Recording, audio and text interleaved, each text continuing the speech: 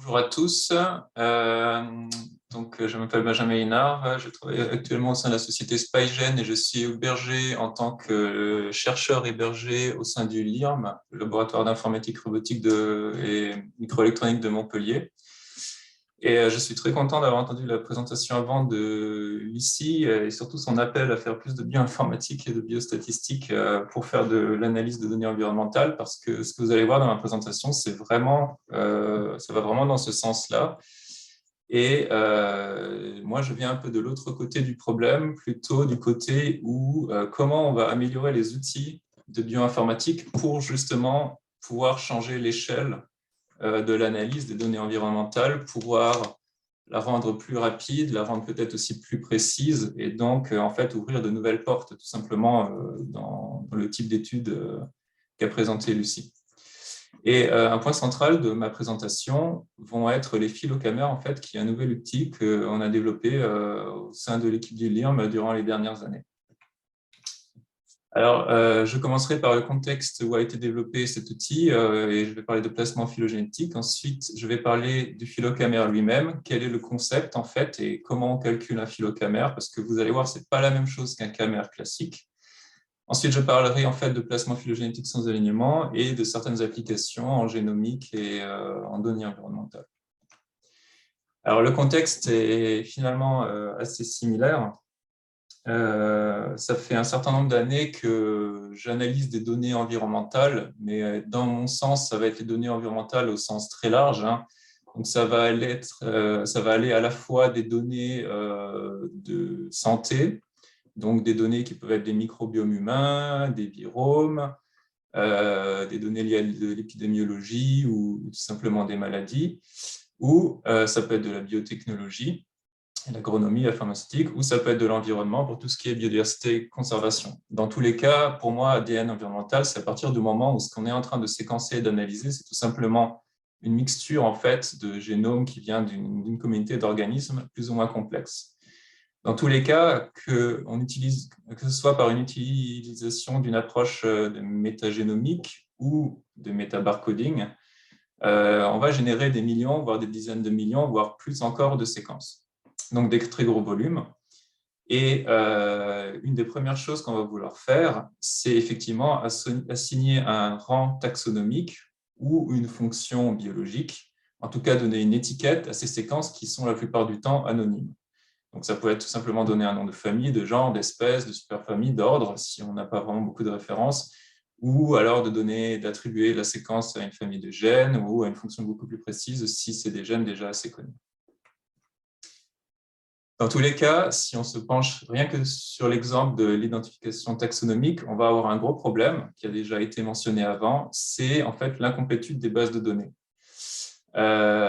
Si on compte le nombre d'espèces, on va dire, déjà connues et référencées aujourd'hui, que ce soit du microbiome jusqu'au macrobiome, versus le nombre de projets de séquençage qui ont été faits depuis l'émergence du séquençage NGS, on est encore très très loin d'avoir tout séquencé, très très loin de là même.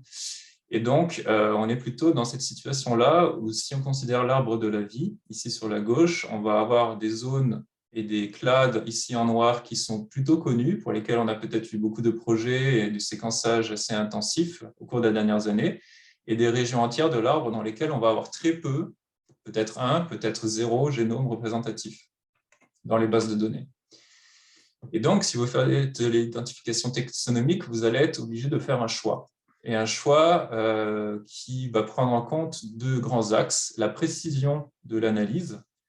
Souvent, quand on est sur le côté de la précision, on va parler plutôt d'outils de phylogénétique, parce que c'est des modèles avancés, parce que c'est des outils très très bien étudiés, qui ont déjà prouvé largement leur efficacité pour vraiment établir des liens de parenté entre des nouvelles séquences et des séquences connues.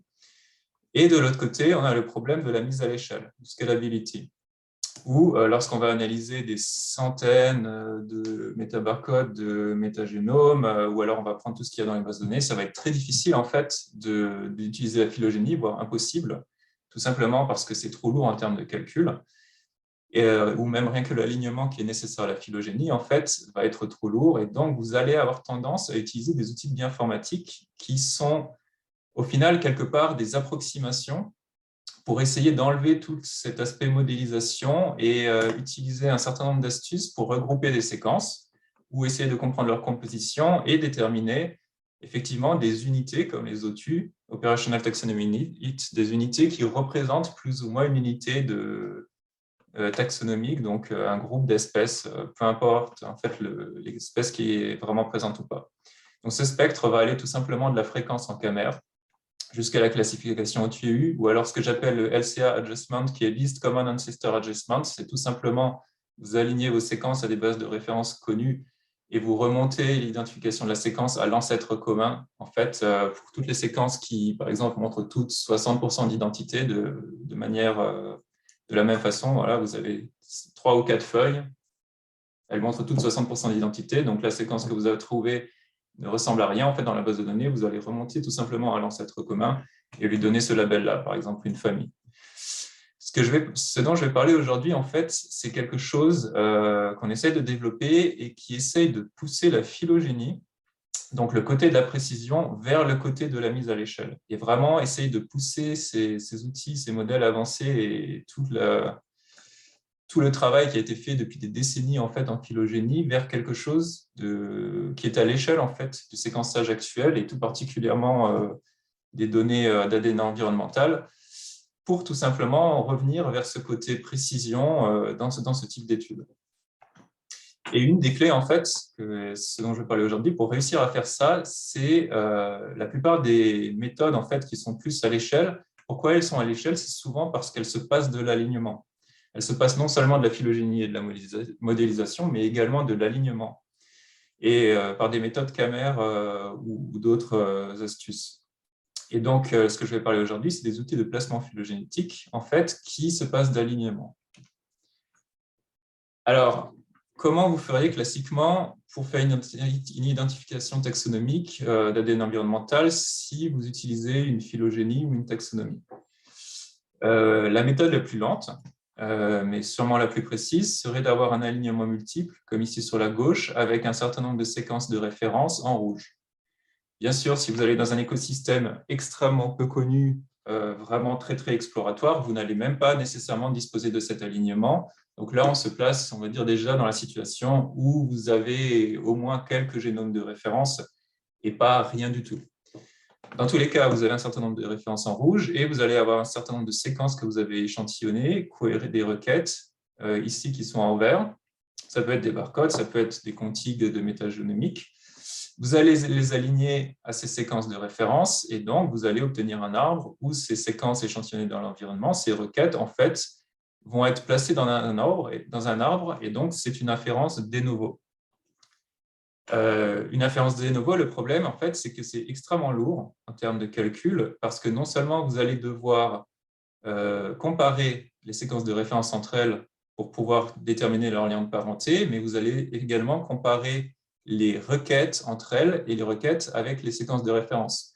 Donc, si vous avez 1 million, 10 millions, 100 millions de reads et que vous devez faire des comparaisons entre ces 100 millions de séquences, c'est juste impossible avec l'inférence de novo en phylogénétique, c'est pas du tout à l'échelle. En fait, on va dire aujourd'hui, si vous arrivez à faire des arbres avec des approches de maximum likelihood, des arbres de 15, 20, allez, 30 000 feuilles, c'est déjà beaucoup et ça va déjà vous prendre beaucoup de calculs. Donc, on est très, très loin du million. Alors, un peu plus tard, il y a une dizaine d'années, a été développée une alternative qu'on appelle le placement phylogénétique. En fait, l'idée, c'est que vous prenez l'arbre de référence qui est basé sur les séquences de référence, mais vous n'allez pas le modifier. Il reste en fait fixé. Et l'idée, c'est de prendre les requêtes et de les insérer une à une dans cet arbre, indépendamment, et en fait de se passer de la comparaison en fait entre les requêtes. Vous n'allez faire que la comparaison d'une requête, par exemple query 1 ici, à toutes les feuilles, donc à toutes les références de l'arbre de référence, mais vous n'allez pas la comparer aux autres requêtes. Donc, par exemple, la première requête, vous allez la placer sur cette branche, et indépendamment, la deuxième requête, vous allez vous rendre compte qu'elle devrait se placer sur cette autre branche ici, près de la référence 10. En faisant ça, en fait, comme vous passez du calcul lié à d'énormément de comparaisons entre les requêtes, ça devient possible d'analyser et de placer dans un arbre des millions de séquences. Et ce qu'on obtient, en fait, c'est ce genre de résultat où vous avez en noir ici un arbre de référence qui est en fait du 16S bactérien dans ce cas-là. Chaque feuille est un génome bactérien et vous placez vos millions de rides métagénomiques sur l'arbre et par exemple ici, la taille du cercle représente le nombre de rides qui ont été placées sur une branche particulière de l'arbre. Un point important, c'est que vous remarquez que des rides peuvent être placées sur des branches internes de l'arbre. Qu'est-ce que ça veut dire de placer sur une branche interne? Si je prends par exemple ici ce point-là, c'est que j'ai peut-être une centaine de rides ici qui, par maximum likelihood, ont été déterminées comme divergents de cette branche ancestrale pour une branche en fait qui existe ici, qui n'est pas affichée, mais qui ont divergé de cette branche ancestrale. Donc, je ne pourrais pas le placer au niveau des feuilles parce que ce n'est aucun des génomes connus, c'est quelque chose qui a divergé de l'ancêtre des génomes connus et qui est en fait placé dans une branche ancestrale. Ça, c'est déjà pas mal parce que ça vous permet de faire des indices de biodiversité, des corrélations, etc. Par exemple, ici, on voit dans ce microbiome humain qu'on a beaucoup d'espèces ici qui sont liées à ces feuilles, donc un certain nombre de clades connus qui sont présents dans le microbiome. Mais à l'inverse, sur la droite ici, on se rend bien compte qu'on a un certain nombre de clades inconnus avec, au niveau de l'arc rouge qui sont en fait tout simplement absents de la référence. J'ai juste un petit doute là, vous voyez bien ma souris sur l'écran. Est-ce que quelqu'un peut tout à fait. confirmer? Oui, Merci. tout à fait. Voilà. Merci. Le problème, c'est qu'il y avait quand même encore un problème de mise à l'échelle avec cette méthode. Ça commençait à permettre d'analyser des millions de rides, mais ça prenait quand même un certain temps. Pourquoi? Parce que chaque requête est alignée en fait aux séquences de référence. Donc, elles sont alignées un par un. En général, en plus, on utilise des méthodes de profile alignment, des alignements par profil, comme par exemple HMM-Align, pour aller encore plus vite. Mais le besoin en fait, d'aligner la requête en fait, est toujours là. Et donc, on va toujours devoir réaliser 1 million d'alignements par profil si on veut placer nos rides dans un arbre. Plus le calcul de likelihood qui est associé ensuite à l'estimation du placement dans l'arbre. Et un certain nombre d'outils en fait, basés sur l'alignement ont été développés déjà il y a une dizaine d'années, donc ePlacer, EPA et plus récemment EPA-NG, pour réaliser ce processus. Mais il y avait toujours un problème de mise à l'échelle. Et en fait, une question que je me suis posée il y a quelques années, c'est comment on pourrait améliorer en fait, cette mise à l'échelle pour aller à des volumes NGS encore plus grands. Et un point crucial, c'est est-ce que c'est possible en fait, tout simplement d'éviter ces alignements? Parce qu'au final, le calcul de likelihood, il est assez léger comparé au calcul nécessaire pour l'alignement avant même de réaliser le placement phylogénétique lui-même. Et c'est là qu'on a développé l'approche phylocamère dont je vais parler maintenant. Alors, pour donner une première vue globale, pour pouvoir réaliser cette approche en termes d'entrée, vous avez besoin de deux choses. Vous allez avoir besoin d'un alignement multiple et d'un arbre construit sur la base de cet alignement multiple. L'ensemble de ces deux objets, en fait, c'est ce que je vais appeler la référence. Donc, c'est un certain nombre de séquences de référence connues et l'arbre construit à partir de ces séquences de référence. On avait un exemple juste avant, ça peut être un ARN, ça peut être un arbre d'ARN 16S bactérien, par exemple, si vous étudiez des bactéries. Donc, ça, c'est mon entrée. Et à partir de cette entrée, en fait, je vais calculer des phylocamères. Alors, pour bien vous placer ce que ce sont des phylocamères, ce ne sont pas des camères classiques. Si on considère ici ce cercle bleu comme étant les camères observées, donc observées en fait dans les séquences de référence, les phylocamères, ce sont des camères qui n'ont pas été observées nécessairement dans la référence, mais qui sont en fait une extrapolation basée sur les camères observées. Cette extrapolation va être plus ou moins grande selon un critère important que je vais appeler un seuil, un threshold, dont on reparlera après. Et l'idée, en fait, c'est qu'on va générer des nouvelles séquences, des nouveaux camères, sur la base des séquences connues et sur la base d'un modèle phylogénétique. Et c'est pour ça qu'il s'appelle phylocamère, parce que ce sont en fait une extrapolation qui ne sont pas forcément des séquences qui ont été observées, mais qui sont probables jusqu'à un certain threshold sur la base des séquences connues et placées directement, en fait associables à l'arbre et à une région de l'arbre. Comment on va calculer des phylocamères? Alors, déjà, on a une première phase, en fait, où on va les calculer. C'est en fait une sorte de phase de prédiction, hein, où on va faire cette extrapolation en amont de l'ADN qu'on échantillonnerait éventuellement plus tard dans l'ADN environnemental ou dans d'autres types d'échantillons. Donc, on va faire cette extrapolation et on va l'indexer dans une structure de données. Une fois qu'on a indexé cette extrapolation, en fait, on ajoute une sorte de fichier hein, sur le disque, une sorte de base de données. Dans une deuxième phase, on va faire les analyses. Quand on va faire les analyses, on va obtenir un certain nombre de séquences requêtes qui viennent de notre métabarcode ou métagénome et on va pouvoir extraire les camères de cette séquence requête. Le fait est que certains camères vont peut-être être connus et avaient déjà été observés dans les séquences de référence, donc la zone bleue de l'espace de séquence, mais d'autres camères n'étaient peut-être pas du tout présents dans les séquences de référence. Mais on les a peut-être correctement prédits sur la base des phylocamères dans l'espace de séquence étendu, le cercle rouge, et donc on va pouvoir les matcher à notre index. Donc on va juste chercher les correspondances entre les camères connues ou prédits de notre séquence requête. Cette correspondance, en fait, elle est extrêmement rapide. Hein. Alors, on utilise un index, donc c'est vraiment très peu coûteux en termes de calcul. Et ensuite, on va développer un classifieur qui va être basé sur les matchs entre camères de la requête et camères indexées dans notre structure de données pour en fait essayer de faire une classification et de répondre à une question biologique spécifique. Et vous allez voir qu'on peut poser différentes questions. Alors, il y a donc une phase de modélisation. La modélisation, en fait, c'est de générer des camères et des probabilités qui sont calculées à partir d'un modèle d'évolution. Et en fait, on utilise des modèles standards de reconstruction ancestrale pour faire ça. Donc, si vous avez un alignement de référence, vous avez différentes positions de 1 à m. Et pour chaque position de l'alignement de référence, vous pouvez faire une reconstruction des états ancestraux pour cette colonne de l'alignement. Donc, les feuilles, c'est les états connus. Je peux prédire, sur la base de modèles phylogénétiques, l'état de la séquence à différents nœuds internes. Et vous voyez que pour un nœud interne, j'ai une probabilité pour chacun des états, ATCG, pour cette position de l'alignement.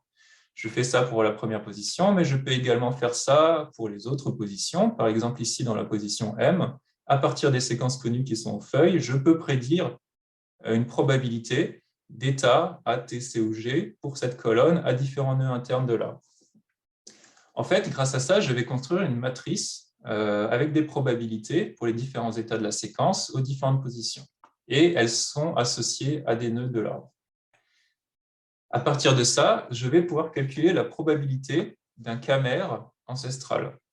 Par exemple, la probabilité du catmère GTCG au nœud X ici ancestral et pour une position I, ce sera tout simplement le produit des différents états aux positions successives. Par exemple, ici, pour avoir la probabilité de GTCG, c'est la probabilité d'être un G à la position I, la probabilité d'être un T à la position I plus 1, etc. jusqu'à la position I plus 3 à ce nœud X.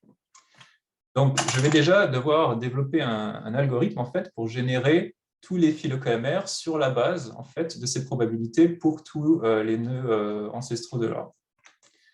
Ensuite, il y a l'extrapolation. Pour extrapoler, en fait, je vais ajouter des branches qui n'ont pas été observées encore et en fait, je vais générer des scénarios évolutifs. Comment je vais faire ça? Je vais injecter des branches fantômes dans l'arbre, et ce, sur toutes les branches de l'arbre, de la racine jusqu'aux feuilles. L'idée, en fait, c'est tout simplement que cette branche représente une séquence potentiellement inconnue aujourd'hui, qui a divergé depuis une branche ancestrale, qui a divergé jusqu'à arriver à une séquence aujourd'hui, hein, donc terminale, une feuille, qui serait éventuellement échantillonnable dans l'environnement, sur la base de ce qui est connu. Bien sûr, j'applique mon algorithme de reconstruction ancestrale de la même façon que je l'ai fait avant, et donc je peux générer des camères associées à une probabilité au bout de ces branches fantômes. Et c'est ça, en fait, les phylocamères. C'est un algorithme pour générer des phylocamères à tous les nœuds terminaux en fait, des branches fantômes. Chacune de ces branches fantômes est une hypothèse que cette séquence a pu diverger d'une branche et a pu survivre et éventuellement exister aujourd'hui, et donc on pourrait éventuellement l'échantillonner plus tard dans un de nos échantillons. Une des astuces aussi, c'est l'indexation. Donc, l'indexation, au final, elle est assez simple, hein. On peut représenter ça sous forme d'une tableau. Donc, par exemple, pour ce nœud terminal YI, le camère AAA, il a une certaine probabilité. Il va avoir une autre probabilité pour les autres nœuds terminaux. Et en fait, l'index, ça va être rien de plus compliqué que tout simplement enregistrer cette information. Une des petites astuces qu'on utilise, en fait, parce qu'il y a énormément de camères qui ont une probabilité extrêmement faible, tout simplement, hein, parce qu'ils ne sont pas vraiment trouvés ou ont été très rarement observés dans certaines parties de l'arbre. Donc, pour ces probabilités les plus faibles et pour gagner de l'espace mémoire et pour aller plus vite aussi, on va ignorer tous les camères qui ont une probabilité très très proche de 0, qu'on va appeler epsilon, d'accord? Donc vraiment très petite probabilité. Et ce qui nous permet de réduire énormément la taille de la base de données et de l'index. Et donc, on va devoir développer un algorithme qui permet de générer des phylocamères à tous les nœuds fantômes terminaux s'ils ont une probabilité supérieure à un seuil. Donc, je reviens à cette notion de seuil, ce seuil étant un des paramètres de l'approche, et pour les enregistrer dans notre structure de données. Donc, l'indexation, en fait, c'est rien d'autre que ça, hein. Ça va être un index de phylocamères. On va avoir la probabilité de différents camères, la probabilité associée pour des branches. Donc, pour une même branche, on pourrait avoir différents camères avec des probabilités différentes associées, etc. Ensuite, dans la classification, et par exemple dans la situation de placement phylogénétique, tout ce que j'ai à faire, c'est développer un classifieur en fait, qui permet d'assigner une requête à la branche de l'arbre qui maximise la probabilité, le produit des probabilités associées au match de camères. Donc, par exemple, si j'ai ici 6 camères dans cette requête qui ont un match, je vais faire le produit des probabilités associées à ces matchs et je vais chercher la branche qui maximise en fait tout simplement ce score. Et ça va être le meilleur placement pour ma nouvelle séquence. Et je n'ai fait aucun alignement. Je n'ai fait aucun alignement parce qu'en fait, les camères et leur probabilité d'être présents sur certaines branches de l'arbre ont été prédites en amont. Je n'ai fait que des matchs de camères et j'ai directement placé mes nouvelles séquences dans l'arbre. Donc, cette approche, en fait, avait été développée originellement dans le contexte de Rapace, qui était un logiciel de placement phylogénétique et qui était en fait le tout premier logiciel de placement phylogénétique sans alignement. Pour vous expliquer très rapidement comment marche Rapace, en pratique, l'index va ressembler à ça. On va avoir un camère associé à une liste de branches et pour chacune de ces branches, on va avoir une probabilité. Donc, si je prends par exemple ce premier camère dans la base de données, on peut immédiatement repérer qu'il est associé à un certain nombre de branches avec des probabilités différentes, la taille du cercle ici étant représentatif de la probabilité petit cercle pour petite probabilité, grand cercle pour grande probabilité. Un autre camère va être associé à d'autres branches avec des probabilités différentes, etc. Quand on va analyser notre séquence, on va juste chercher les matchs. Premier camère de ma requête, je ne le trouve pas dans mon index. Deuxième camère, je ne le trouve pas. Troisième camère, je le trouve associé à 2 branches de l'arbre original avec une faible probabilité. Camère suivant associé à 3 branches et cette branche avait déjà été trouvée, donc je multiplie les probabilités, etc. etc. J'avance dans ma séquence en cherchant tous les matchs jusqu'à arriver à la fin. Et à la fin, je vais me rendre compte en fait qu'une des branches montre une probabilité beaucoup plus haute que les autres après avoir scanné l'ensemble des camères de la requête. Donc voilà, c'est juste ça en fait le classifieur et ça te permet de placer directement cette séquence et de l'associer à cette branche. L'hypothèse étant que cette séquence observée dans l'environnement a divergé de cette branche de l'arbre des espèces, en tout cas ce qui est connu en noir ici, pour arriver jusqu'à nous aujourd'hui. L'avantage, c'est que l'approche est linéaire avec la taille de la requête. Elle est totalement indépendante de la longueur des séquences de référence et elle n'est dépendante en fait que du nombre moyen de branches qui sont associées aux différents camères. Donc voilà, donc ça ne sert à pas. Si vous êtes intéressé, je vous invite à le tester. Il y a même une version 2 dont je vais brièvement parler après qui est en développement. Mais surtout, en fait, l'avantage de cette espèce de construire une base, l'avantage de cette approche de construire une base de données d'abord et ensuite de placer des millions et des millions de séquences de façon très très rapide, ça a vraiment un avantage pour tout ce qui est analyse en routine parce que vous pouvez très bien construire une fois votre base de données d'ARN16S ou pour un virus, etc. en début d'année, et ensuite le reste de l'année, vous réutilisez cet index pour faire autant d'analyses que vous voulez, sans alignement, extrêmement rapidement. Donc ça ouvre vraiment une nouvelle porte en termes de mise à l'échelle. Et pour vous donner un exemple, la ligne en bleu ici, donc ici en X, vous avez le nombre de reads placés, en Y, vous avez le temps, en heure, c'est PU. La ligne en bleu ici, c'est HMM Align. Donc, en fait, c'est la limite que les méthodes précédentes ne pouvaient pas dépasser parce qu'elles étaient basées sur l'alignement. Donc, même si elles allaient de plus en plus vite, elles ne pouvaient pas dépasser cette ligne bleue parce qu'elles sont basées sur l'alignement.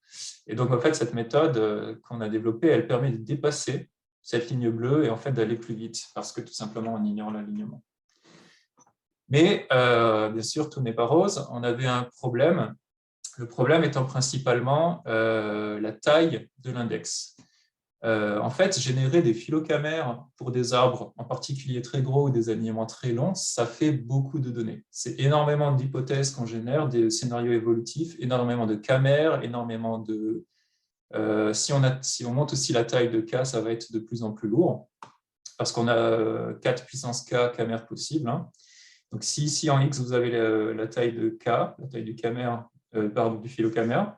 Ici, sur la gauche, vous avez le temps de pré-processing pour construire en fait cet index de phylocamère. Et comme vous voyez, ça monte très, très vite. Enfin, ça montait très, très vite pour la première version de Rapace, en tout cas. Pour un arbre de 15 000 feuilles ici, de bactéries et d'archées, hein, ça pouvait se compter en semaines ou en mois pour des tailles de camères de 9 ou 10 avec un seul CPU. Bien sûr, vous divisez par le nombre de CPU que vous avez, mais quand même. Et la base de données était assez large. Ça se comptait en dizaines de gigabases de mémoire. Depuis, ça a évolué. Et il y a une thèse qui vient de se finir de Nikolai Ramoshenko qui a été co-supervisée par moi, Fabio Pardi et Eric Rivals au LIRM et qui s'est concentrée en fait sur cette problématique d'améliorer les algorithmes de construction des phylocamères pour les rendre plus efficaces, moins gourmands en mémoire et plus rapides. Donc, avant, on avait résolu le problème de côté analyse, la phase 2 qui était extrêmement rapide, mais on avait toujours le problème de la phase 1 qui était gourmande en mémoire et en temps. Je ne vais pas aller dans les détails, mais un des résultats de Nikolai, par exemple, c'était de se rendre compte que tous les phylocamères n'ont pas le même poids en termes d'information. Par exemple, imaginez ici ce phylocamère ACAT, vous vous rendez compte qu'il est associé avec une très faible probabilité aux branches Y1, Y2, Y5, mais qu'il a une probabilité quasiment de 1 sur les branches Y3 et Y4. Ça, c'est un phylocamère qui est très discriminant, qui est très informatif. À l'inverse, si vous avez un phylocamère GATA ici qui a une très haute probabilité dans toutes les branches de l'arbre, c'est un camère qui n'est pas discriminant. En fait, c'est tout simplement peut-être un site catalytique dans votre gène qui est conservé depuis l'ancêtre commun de toutes les espèces présentes dans votre arbre. Donc avec une très faible probabilité partout. Il n'est pas du tout informatif. Et donc, par exemple, Nikolai s'est penché sur ce concept d'information et a énormément réduit en fait, la taille de base de données en ne filtrant et en ne gardant que les phylocamères les plus informatifs, tout en gardant la même précision en fait, des analyses. Donc ici, en fait, en X, c'est la proportion de base de données qui est gardée, de 100% sur la droite jusqu'à 1% sur la gauche. Et en Y, en fait, vous avez la précision de l'analyse. Plus c'est proche de 0, donc plus c'est vers le bas, mieux c'est. Et si on fait un filtrage random des phylocamères, donc on enlève au hasard les phylocamères dans la base de données, on perd de plus en plus en précision au fur et à mesure qu'on est de plus en plus agressif. Et par exemple, si on ne garde qu'1% des phylocamères, vraiment, on perd complètement la précision. Mais en ne gardant que les phylocamères informatifs sur la base de ce filtre, vous voyez qu'on peut aller jusqu'à réduire on peut enlever 90% en fait, dans certains cas, dans le meilleur des cas, j'ai envie de dire, de la base de données, ne garder que 10% des phylocamères les plus informatifs, enfin plutôt 12% ici pour être exact, et avoir une précision totalement équivalente à une base de données complète. Donc ce travail en fait est vraiment génial et excellent parce que ça veut dire qu'on a aussi enlevé notre contrainte du côté de la phase 1 de la construction de la base de données des phylocamères. On peut avoir maintenant des index beaucoup plus petits en mémoire, beaucoup plus rapides à construire, simplement en sélectionnant intelligemment nos phylocamères. Ça a été implémenté dans une librairie qui s'appelle Expas par Nikolai. Et cette librairie, en fait, qui est publique, permet de calculer les phylocamères. Tout le monde peut l'essayer et je vous invite même à aller regarder les GitHub. Et l'idée, en fait, c'est que cette librairie est la base qu'on va utiliser pour générer en fait, nos index et pour utiliser les phylocamères pour différentes applications. Je vous ai parlé de Rapace, qui est le placement phylogénétique. Rapace 2 est maintenant en développement par Nikolai. Mais maintenant, je vais parler dans la seconde moitié d'une autre application, d'autres applications, pardon, qui sont Sherpas et Clapas. Pour vous donner quand même une idée à quel point le travail de Nikolai était excellent, il a vraiment fait énormément aussi de travail en termes d'optimisation, CPU, cache CPU, de compilation, de vraiment beaucoup d'optimisation par rapport à la première version de Rapace. Et par exemple, pour une taille de caméra de 8, on est passé de 1 heure sur un arbre de 150 taxa pour un génome complet d'herpès, 10 KB, 1 heure avec la version 1 de Rapace à quelques dizaines de secondes pour la nouvelle version, ce sera Rapace 2. Donc vraiment, on est à une autre échelle. J'espère vous avoir convaincu en fait que les phylocamères sont une approche intéressante en termes de mise à l'échelle de l'analyse en fait des données métagénomiques et métabarcoding en particulier, et tout particulièrement dans le contexte du placement phylogénétique. Mais il y a d'autres applications qu'on a déjà commencé à explorer en réutilisant cette idée des phylocamères. Et je vais parler de recombinaison génomique et d'annotation fonctionnelle maintenant des séquences. Alors, la recombinaison, c'est un phénomène qui est assez commun, par exemple, dans les virus. Et en particulier, par exemple, on peut prendre l'exemple du HIV, du sida, le virus du sida, pour lequel il est connu en fait qu'il y a énormément de recombinaisons. Et c'est d'ailleurs un des mécanismes qui lui permet d'échapper le système immunitaire humain. Également, ça peut augmenter sa virulence, sa capacité à infecter de nouveaux hôtes et sauter d'espèce en espèce. Vraiment, c'est un mécanisme clé dans l'évolution du VIH. Et les génomes de VIH, souvent, ils vont ressembler à ça. Si vous considérez qu'ici, on a un arbre sur la droite de ce qu'on appelle des types purs, donc des clades en fait, de VIH originels, on va dire, associés à différentes lettres, ici à différentes couleurs, vous allez parfois séquencer ce type de séquence pour le VIH. Vous allez vous rendre compte que toute la première section du génome en fait, a une séquence très phylogénétiquement similaire au clade G. Ensuite, dans le gène suivant, vous allez vous rendre compte qu'il est plus similaire au clade ici en orange. Puis la polymérase va être en fait un patchwork de fragments de séquences qui viennent de différents clades, etc., etc. Donc, c'est vraiment de la recombinaison, comme vous voyez, qui est assez poussée. Et tout le but, en fait, souvent dans ce type d'analyse, c'est de comprendre ce patchwork et comment, en fait, les génomes d'origine ont recombiné pour donner le génome qu'on vient d'échantillonner. Alors, il y avait plusieurs méthodes pour faire ça. Certaines étaient utilisées sur des approches utilisant de l'alignement plus de la phylogénie et une approche qu'on appelle de boot scanning. C'était le cas, par exemple, du HIV Subtyping Tool.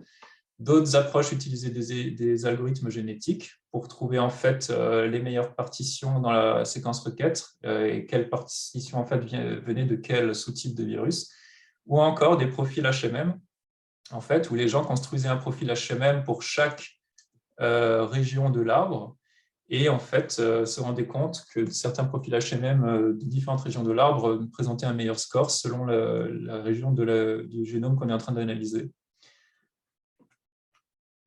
Pour être un peu plus schématique, voilà un peu comment procède ce type d'analyse. Voilà un arbre de référence dans lequel vous avez identifié un certain nombre de clades. En viromique, on parle de sous-types souvent. Vous allez tout simplement prendre une région de votre génome, de votre séquence requête que vous êtes en train d'analyser, et vous vous rendez compte, par exemple, qu'une première fenêtre ici, par phylogénie, serait plutôt associée au clade jaune. La séquence viendrait se placer sur une branche du clade jaune ici, sur le bas. Vous avancez et une fenêtre plus loin montrerait que toutes ces fenêtres dans cette région-là placeraient la séquence de la fenêtre plutôt à des branches associées au clade bleu, etc., etc. Et c'est comme ça, en fait, en scannant le génome via une fenêtre et en se rendant compte que la séquence se place à différents clades selon la région du génome, qu'on détecte une recombinaison. Alors, on a juste adapté, en fait, adapté notre approche basée sur les phylocamères pour la recombinaison des virus. Donc, il nous faut un arbre de référence qui contient des génomes non recombinés, et j'insiste sur le non recombiné. Justement, il faut qu'on puisse colorer ces différentes parties de l'arbre pour pouvoir identifier des clades de manière très claire. Il nous faut un alignement qui est à la base de cet arbre, et on fait un pré-processing où on calcule nos phylocamères avec une petite information en plus, c'est qu'on sait quel phylocamère appartient à quel grand clade, A, G, C, etc., de l'arbre de référence. On prend nos requêtes, on a une approche sans alignement, et on va annoter nos recombinants. En pratique, comment ça se fait? Il suffit d'observer les matchs de phylocamères d'une autre façon. Donc ici, par exemple, vous avez un premier camère dans la requête. Vous allez chercher le phylocamère correspondant dans la base de données et vous vous rendez compte que le phylocamère correspondant il est associé à ces branches ici avec une probabilité différente. Et de nouveau ici, la taille du cercle représente la probabilité. Donc haute probabilité pour grand cercle, petite probabilité pour petit cercle. Vous faites ça pour un camère ici sur la gauche, vous faites ça pour un camère au milieu de la séquence. Vous allez donc faire ça pour l'ensemble des camères et vous allez obtenir ce genre de matrice où vous voyez en fait les différents camères le long de la séquence qui ont des probabilités différentes et ils sont associés à différentes branches de l'arbre. Après, il nous suffit de prendre une fenêtre glissante et de passer sur ces matchs de camères et les probabilités associées pour déterminer quelle est en fait la partie de l'arbre d'origine qui a la meilleure probabilité d'être associée à notre génome. D'accord ?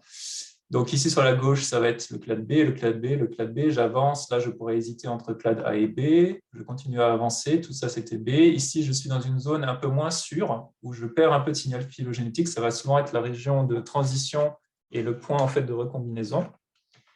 J'avance jusqu'à la fin et ensuite ma séquence requête, je l'ai annotée en voyant que toute la première moitié est originaire en fait du clade B. Toute la seconde moitié est originaire du clade D. Et donc, j'ai pu annoter les partitions de mon génome que je viens d'échantillonner et détecter une recombinaison. Alors ça a été fait par Guillaume Chose, qui était postdoc au laboratoire. Et ça a été publié dans Bioinformatics. Je vais assez vite sur ce point-là, mais en fait, ça va très très vite, mais un des points essentiels qu'on voulait répondre, c'est est-ce que en fait, on est très précis ou pas dans ce type d'assignation basée sur les phylocamères, parce qu'aller plus vite, c'est souvent en contrepartie être moins précis que les autres méthodes précédentes. Donc, on a simulé un certain nombre de génomes de HIV recombinants. Donc là, vous avez à chaque fois des triplés. La première ligne du triplet, c'est la vérité, entre guillemets, c'est le recombinant qu'on a généré. La deuxième ligne, c'est notre logiciel basé sur les phylocamères qui s'appelle SharePass. Et la troisième ligne, c'est un autre logiciel, JPHMM, qui est d'ailleurs toujours le second plus rapide logiciel pour détecter la recombinaison. Et comme vous voyez, les patterns de recombinaison qu'on détecte sont plutôt pas mal du tout même. On retrouve des patterns très similaires en fait, à notre méthode et surtout très similaires à la vérité. Mais surtout, le point le plus important, on a montré donc qu'on a une précision qui est relativement bonne, mais le point le plus important, c'est le gain qu'on a eu en vitesse. C'est-à-dire que, par exemple, toujours avec l'exemple de HIV, JPHMM, qui était la méthode la plus rapide à ce moment-là, pour analyser quelques milliers de génomes de HIV, il nous fallait plusieurs jours de calcul. C'était quand même assez lent. Et maintenant, avec SharePass, ça va être entre 1 minute et 20 minutes, selon la méthode, parce qu'il y a 2 sous-algos, mais je ne vais pas rentrer dans les détails. En tout cas, on a eu un gain de vitesse dans l'analyse entre 100 et 1000 fois avec cette approche. Donc vraiment, on rentre dans de nouvelles possibilités, tout simplement, parce que si vous pouvez faire ça, vous pouvez commencer à analyser beaucoup plus d'échantillons, beaucoup plus rapidement. Et vous pouvez commencer à poser de nouvelles questions, ce qui d'ailleurs un peu avec la crise actuelle devient intéressant, hein, parce que vu le nombre de séquences de virus qu'on va avoir dans les prochaines années, ça va être très intéressant ce genre d'outils. J'ai jusqu'à quelle heure exactement précisément? C'est 45, c'est ça? Alors oui, effectivement, c'était jusqu'à... Enfin, effectivement, on Ouais, est ok, très jusqu'à bien. 45, mais Alors, je vais aller la boucle. directement. Ouais, ouais. Donc, je vais passer la section suivante par manque de temps. Mais je vais directement aller aux perspectives. Cette approche, en fait, est extrêmement utile. Je pense, il y a deux exemples que je vous ai montrés qui permettent d'avoir vraiment une accélération de l'analyse qui est assez impressionnante. Mais il y a encore beaucoup de questions qui ne sont pas répondues. Par exemple, la reconstruction ancestrale qu'on utilise pour cette approche, en fait, il y a sûrement encore de la place pour améliorer. Par exemple, on ne prend pas en compte les gaps dans ces modèles. On a également remarqué que dans les séquences de référence, quand il y a vraiment des taux de gap très élevés, on a parfois des problèmes et on se pose des questions, est-ce que des matchs de caméras inexactes, ça ne pourrait pas être intéressant? On a aussi fait un certain nombre de choix empiriques, en fait, par exemple dans la première version pour le placement de rapaces. Et on a un certain nombre on a des travaux à faire pour essayer de l'appliquer à des génomes de plus en plus longs. Pour l'instant, on va dire pour des mitochondries, des chloroplastes et des génomes de virus ou des petites bactéries, ça passerait, mais pas pour des génomes plus longs. Bien sûr, quelle est la meilleure valeur de K et du seuil, le threshold? Ça, c'est une grande question, hein. Est-ce qu'on peut le déterminer selon le input, l'arbre et les références d'entrée? Et avec un métagénome ou un métabarcode brut, en fait, ce qu'il nous reste à faire, et c'est en cours, c'est de tout simplement créer un filtre pour ne placer que les séquences en fait, qui sont liées directement à la référence et ne pas par erreur placer des séquences qui auraient quelques camères en commun avec la référence, mais qui sont au final des gènes très différents. Dans tous les cas, cette approche, elle a l'air très intéressante parce qu'elle est particulièrement adaptable. Cette idée de prédiction en amont de l'ADN échantillonné, je pense qu'elle est sûrement applicable à énormément d'applications. Il suffit de développer des classifieurs et de modifier un peu la méthode pour répondre à des questions différentes. Quelques directions dans lesquelles je vais sûrement essayer d'aller dans les prochaines années, c'est les transferts horizontaux ou la délimitation entre espèces et populations. Mais je pense que plus généralement, dans beaucoup d'applications basées sur la phylogénie où le temps de calcul était une limitation, cette approche de phylocamère est potentiellement un remplacement en fait, qui pourrait ouvrir de nouvelles possibilités.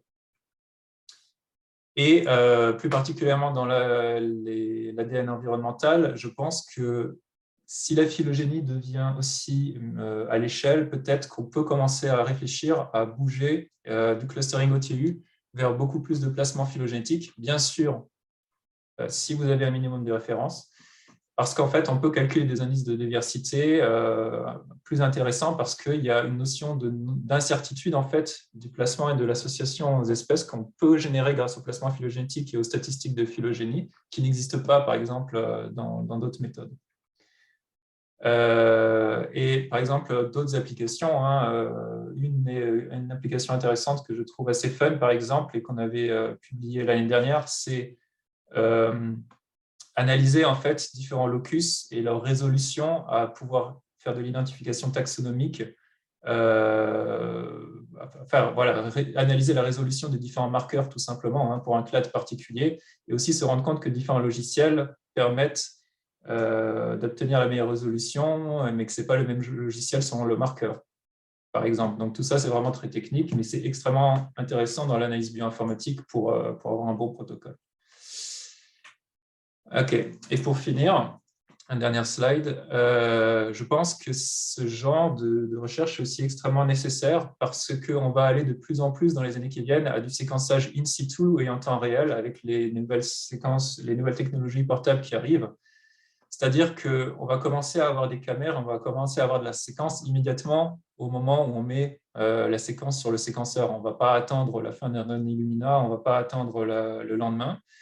Donc, il va sûrement être possible d'analyser le signal en temps réel de ce qu'on est en train de séquencer et peut-être, éventuellement, sur la base des phylocamères, des index et ce genre de choses, dans un premier temps, de ne pas être sûr et peut-être de se dire « Ah, là, j'ai des camères qui ressemblent plutôt à des virus et des bactéries connues que j'ai prédits dans mes index. » Et au temps 2, à un certain temps, « Ah non, non, là, c'est sûr, j'ai détecté un certain nombre de virus particuliers. Je peux arrêter le séquençage immédiatement et ne pas perdre plus de temps et de ressources à séquencer plus, parce que sur la base des matchs de PhyloCamer et de mon analyse du signal, j'ai déterminé que j'ai enfin trouvé ce que je veux. Je peux aller sur un autre site, je peux aller plus vite. Donc c'est très intéressant parce que c'est un changement de paradigme.